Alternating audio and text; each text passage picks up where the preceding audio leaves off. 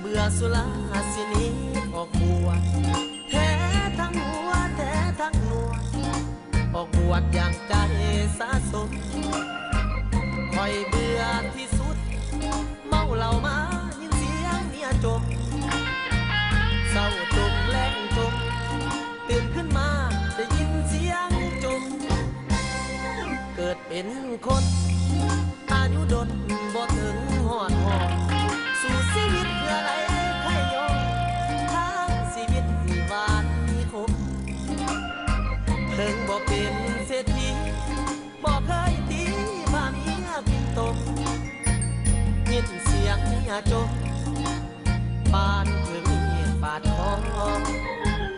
ไม่มวนแน่ตีชีวิตสร้างสรรค์หมู่สิให้อายอยู่ตัดขาดหมู่โดดเดียวสั้นบ่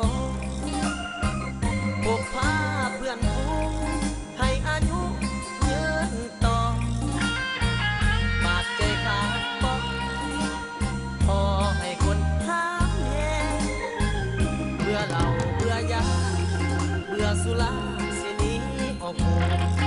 นุ่งผ้าเหลืองคนหัวปูสั่งแม่เมียเว้าแย่สิบวชได้บ่น้อคิดฮอดพ่อบ่เหล้าขาวแซ่บแท้คิดฮอดห่านเหล้าเคยแวะห่านปีแม่สาวเสิร์ฟมืออ่อน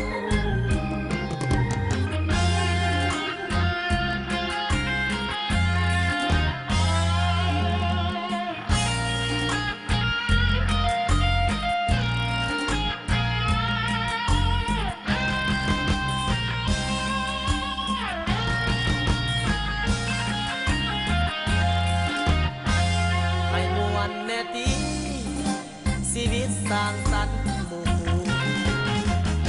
สิให้อายอยู่ตัดขาดหมู่โดดเดียวสั้นบ่